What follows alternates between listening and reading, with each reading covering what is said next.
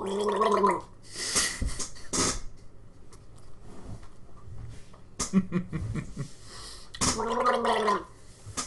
not gonna lie. If you haven't gargled something at somebody, you have to do it. Don't do something carbonated. I'm using water. Oh, it's so fun. Someone at work's like, "Hey, did you get the memo on the meeting that's been moved from Wednesday to Thursday?"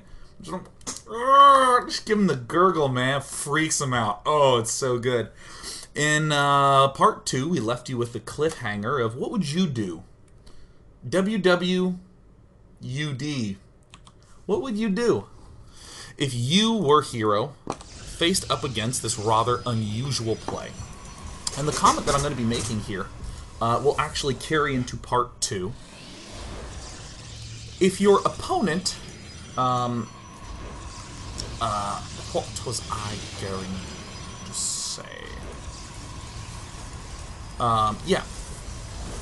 If you look at your opponent and you can identify, Jesus, I need to have thought through how to say this. And I'm going to do it for the 3rd attempt. A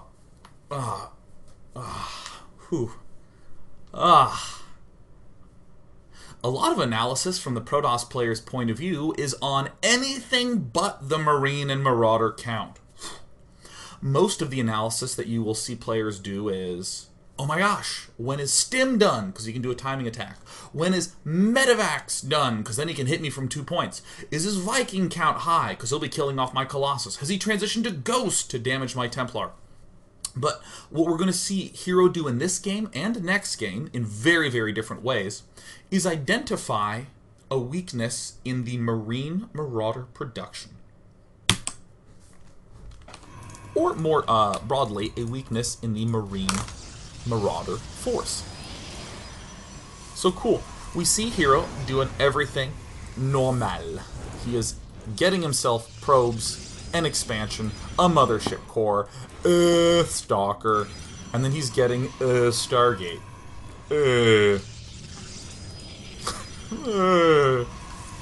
And what does a herO see CC?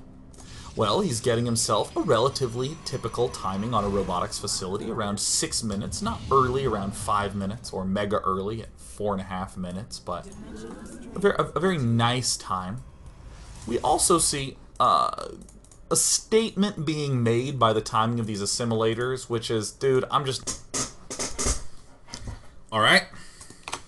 Stream crashed for no reason. For not a reason. But we're going to finish part 3, part 2, right now.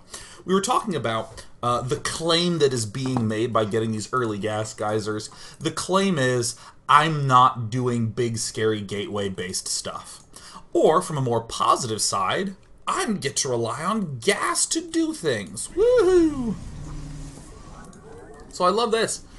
Stepping into here and seeing this formation, I mean, especially this tech lab, gives you the indication that you are going to be up against someone who is intending on doing a not very Marine Marauder focused attack. And as we talked about before, that is something that you can use to great effectiveness. So first, Forge was already built. Response, though, Phoenix. Once the robotics facility is done, we are going to see not observers. We don't need observers in this circumstance. We're going to have Phoenixes. So we see the Stalker moves forward, the Phoenixes continue to pop on out. A rather swift Robo Bay. I think he even begins an upgrade here. I don't quite remember if he... I think he waits maybe a little bit. He might get it, like, instantly. But normally what I would do in this circumstance, if I were Protoss, is lose my mind and begin to start hurling down gateways, and because, I mean, Tank Marine is a real pain in the bum to deal with. But, I mean, utter calm out of herO. Continues to get his armor upgrade. No Chrono Boosts on it. Chrono Boost here. Against the big, the scariest part, I think, of Tank Marine is the Banshees.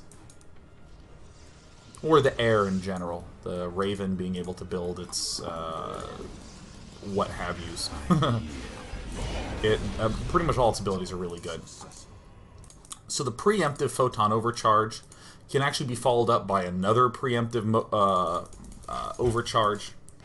And fascinatingly, to me at least, we see the no-range Colossus. We see a lot of Phoenixes getting produced, and at around 5, which, I mean, will turn out to be the case in this game, but I have absolutely no idea if this math is absolutely correct, but 5 is the amount of Phoenixes that it takes to lift off and kill a siege tank. At least. And in an absolutely brilliant counterplay, not facing this directly and trying to take it off, but trying to prevent the swell of siege tanks from ever reaching the front lines. A siege tank can only successfully pick this nexus if there are something like 7 more siege tanks to defend it. Actually, 7's an exaggeration that just felt nice to say. You need probably 4 to 5 siege tanks, like 1, 2, 3, 4, and then you can put the 5th one there. Or if you're FlaSh, maybe you can put the 4th one there. But these Phoenixes are amazing at this counterplay. Very cool move. Why is this so strong? Because there's just not that strong of a Marine Marauder force. These Marines and Marauders will not have stim. This movement down is extremely high percentage. Suddenly, the fact that we had, what, 6 Zealots march down the ramp? And then all the rest, Colossus and Phoenix? I mean, it doesn't even really matter at this point. herO has killed this so utterly. And the success of FlaSh's opening is deeply reliant on typical Protoss responses. FlaSh, unfortunately, could not have gotten the information about the Oracle preemptively, but if most Protosses open up with something like a robotics facility, then typically they'll be locked into this base and have no real way of counter-aggressing. But these Phoenixes, just an efficient play. We already had the Stargate, so we'll use it. A calm play. We don't need these warp gates up very early. And big focus on exploiting the weakness of the Marine Marauder force. Just gorgeous. And of course, while all this is going down, take and expand. Take and expand. Take and expand. This very mineral-heavy, non-gas-heavy style of play out of herO is a very great way to punish a low gateway count. And I want to emphasize the word punish, because as we saw herO do, you don't need your opponent to be low on barracks for this to succeed. It's just a very strong play as is. And then he kills him. Okay, we're going to watch a single last game that I hope will leave you with a stunning impression. The herO is really, really good, and we're only going to watch it at warp speed, because I think that that's the only way in which it really needs to be watched. Watching things out of herO. Get ready for the Kingdom Standard. Gateway at a normal time. Gas at a normal time. Rallying into gas at a normal rate. Building the Zealot. Canceling the Zealot. Building the Nexus. Building the Mothership Core. Following it up with, I dare say, a Stalker. A Stalker. Lonely and sadly alone. That's an early Robo. I consider 5 early, 6 pretty nice. Robo followed up by Forge. This build already says, hey, I'm going to be nice and slow and easy and gentle. Don't do anything too terrifying to me. A third unit comes out of the gateway. Mostly a Stalker pops out. Occasionally we will see the Sentry. With this sort of Robo timing, it's possible to just churn out a whole bunch of units, like 2 Immortals, and then do a push. This, I think, to be a very weird move. To get these 2 Immortals while getting a Robo Bay, while getting a Twilight Council, but it makes sense. This is a pretty difficult choke to defend for Protoss.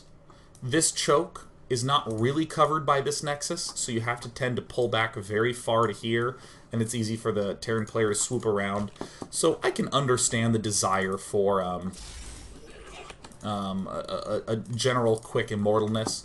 And actually, as I think of this, I'm going to retract my previous statement of being like, I don't really know about this. On this map, third bases are just, it's a total bitch to hold. It's so hard to hold third bases, because if you're here, well, a drop can swing in here at any point. I mean, technically you can blink here, but like here, it's very hard to blink across accurately. I mean, I don't know if you can see this on the screen, but there's these things here that are behind the minerals that increasingly get in the way of blinking distances. So you kind of have to blink to here, and then he can just load up and punish you there. There's all the attack angles. The only way to really hold bases well is with a lot of units. So we see our Protoss herO checking things out. It's a very typical formulation of units. We see Blink coming up, pretty typical. We see 2 gateways coming up, pretty typical. We see a Colossus coming out, pretty typical. The only thing that I would say is really out of place is the Immortals. Out of place, I actually think is a strong word, just kind of a little unusual. And this push, we see, is one of the exact reasons why these Immortals are so good, so cool. I doubly rescind my prior statement. I'm getting more and more fond of this all the time. So what we see transpiring here is an observer that is being very diligent about staying out of the frickin' way. It's not chilling here where it'll get picked off. It's chilling at this sort of funky point that gives some intel, but the ripple is like on... it's in the fog, so it's like really hard to see. Because he's trying to sense what's going on in here in the base. Now most...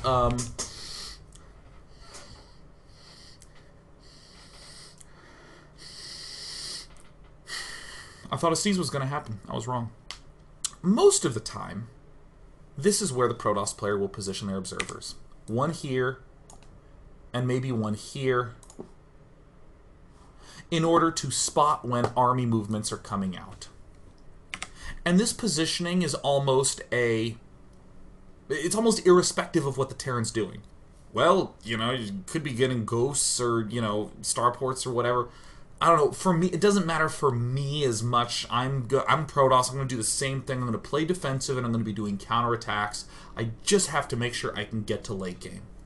In this game, with this mineral-heavy style, also with this map that's an utter pain in the ass to get expansions on, look at this herO is going up to 8 gateways, and then getting the forges.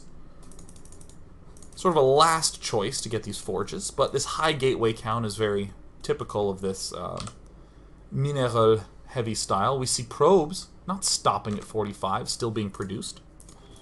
And this observer is giving the excellent information that herO needs to know exactly what is up. Very carefully pulling away, trying not to get spotted. Nifty thrifty. Here's some funky moves. Some rather funky ones. Ones that will only make sense later on down the line. Blink is done. Where's the rest of the army? Well, Blink Stalkers have only just begun to move down the map. Most of the gateways are available to do the in-warping. And we have one of the tiniest forces at the front of a Terran's base ever.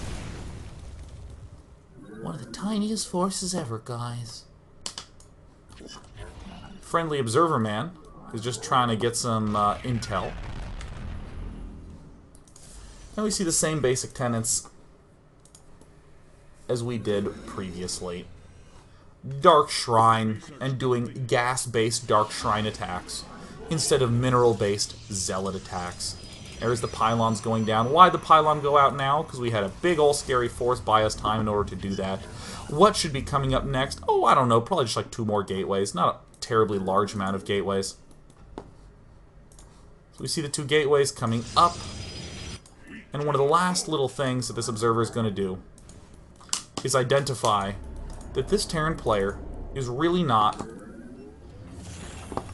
going for anything that is too Marine Marauder heavy. Normally we would see barracks... Oh, great, look. There's a Phoenix. Normally we see a Terran player getting barracks 6, 7, 8. You probably saw some of my episodes on Pult in this regard. He tends to get 4 medevacs and then just power up on a Marine Marauder. He gets barracks 6, 7, and 8 very early, at like between 11 and 13 minutes in every game. And here, rather, we see FlaSh doing something slightly less emphasizing of the barracks.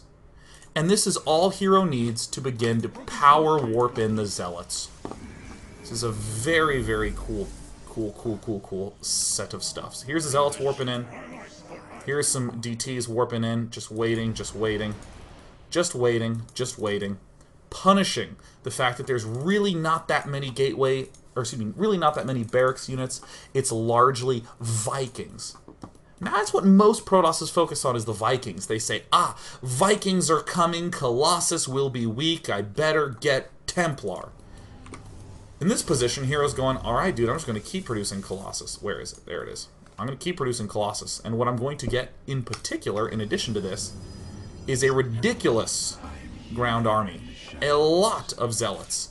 And then do little teensy itty-bitty gas-based counterattacks. So here comes the attack. Time Warp gets thrown down. Whatevs. A lot of Stalkers to go toe-to-toe with these here Vikings. That there Vikings. I think he's going to go back down to 44. Great, glorious, lovely, wonderful. A lot of pulling back. A lot of careful, considered engagements to make sure the Terran army is as overstimmed as humanly possible.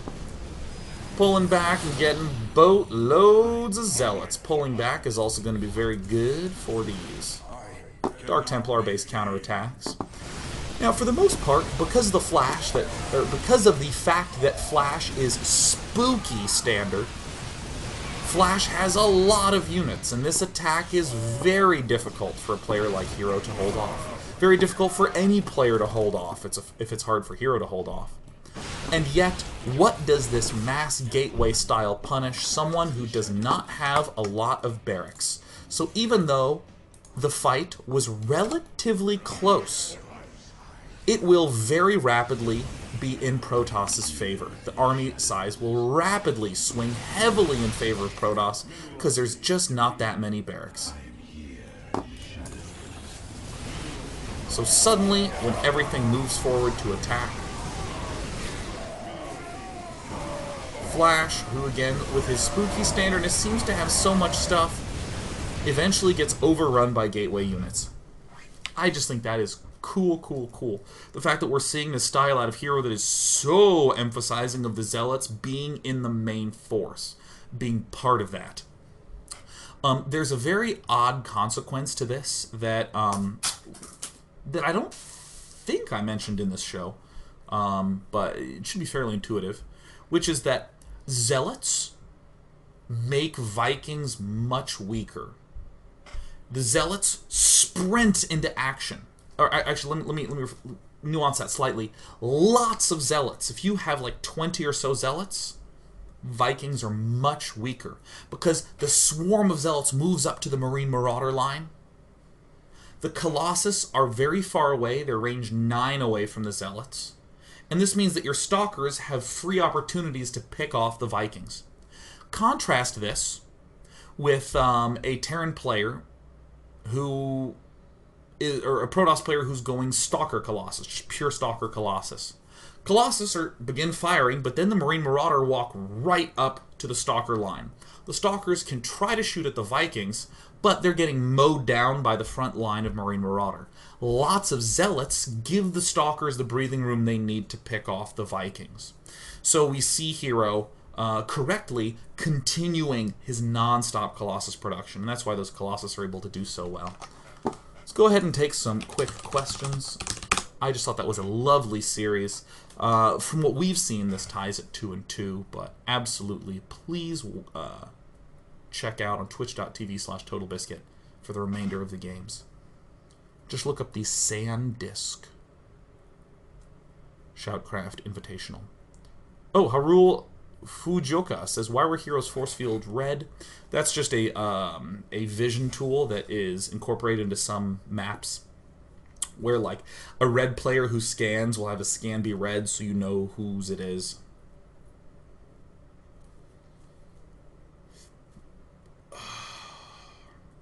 Paladin SC2 says, why are you so handsome, Sean? Ooh, it's because of the flattering camera angles. Let's see here. So, Cruel 2013 says, wouldn't FlaSh just win in Game 3 if he attacked instead of trying the bunker contain? Interestingly, no. The moment of time right when FlaSh was attacking is when there seemed to be only Phoenixes, 3 Stalkers, and a Mothership Core. But amazingly, unupgraded Marines in not very high numbers are so bad at shooting down the Nexus that you just get a very handy win. It amazingly bad. I mean, the Phoenixes would lift the tanks. A Colossus would be out shortly. Amazing.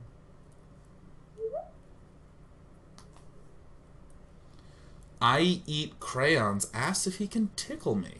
An interesting proposal. Especially from someone who eats crayons. Only if I get to watch you eat the crayons first.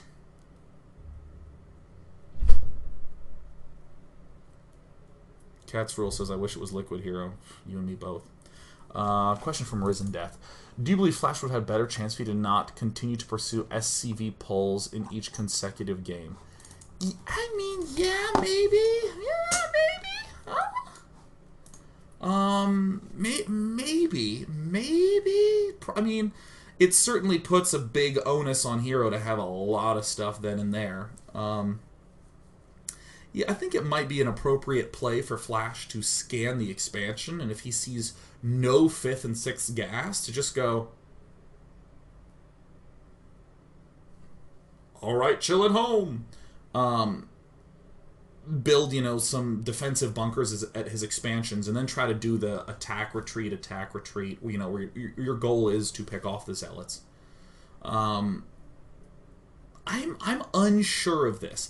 Once upon a time, the prevailing Terran theory is that Marauders were the roaches of Terran. They're very good in early and mid-game, but you don't want them to be part of your maxed army in large numbers. The Marine deals more damage, pound for pound, when you're at a maxed army. So Terrans, at the time, were trying to go Viking Ghost Marine. And we don't really see that so much anymore. The Marauders tend to be there because they're more durable and can give the existing Marines chances to deal the damage.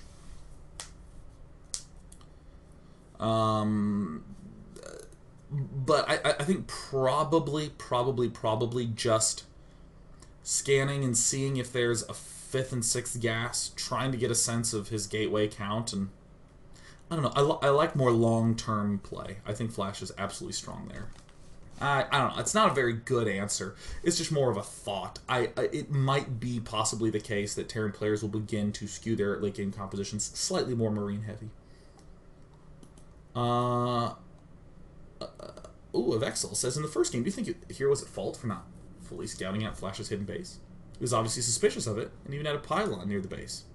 Well, the pylon near the base, by the way, is it's a counterattacking tool where, you know, like for instance on this map, it's oftentimes really good to put a pylon here, right in this region, because even though it's a very long distance to this base, it's an extremely safe place. Or hell, sometimes players will put it up in this corner in the main, right around here. So again, you don't need the Zealots there quickly, you just need to warp them in and then wait for the army to move and then reliably get them there. So, for clarification, that's what that pylon was doing there. But the short answer to your question is abso-fucking-lutely it was his fault that he didn't scout the expansion. I think that when I was playing Brood War, probably every 40 or 50 games, I would re-remind myself to aggressively scout for hidden expansions. And I played Zerg, so it was easy to just send a Zergling to each thing. But I probably was the most responsible pro about checking for hidden bases, because I'd get so mad when I'd lose. I'd be like, how's it fucking possible? And I start the game, and there's a probe that scouts me, and then it doesn't go back to the base, it goes this way. And I'm like, no, I will turn off the computer. And then he builds a Nexus, and there have been times when I'm so disgusted, I just turn the computer off. I'm like, what? boom, when I turn it off, and I'm like, getting mad at 5 a.m. Not because I stayed up till 5, but because I got up at 2 a.m. to begin practicing before college courses began. Ugh. Stupid. But yeah, and when I say remind myself every 40 or 50 games, it's because that's about how frequently you'll see a player do that. And I think for Protoss, the time to do it is clear. Right as you're beginning to move out, like after you've taken your third base and you want to begin setting up those proxy pylons, check the bases. Check the bases. Oh, Anib98 asks if I'll release the replay for these games. They're not my replays. They are Total Biscuits replays. It is up to him.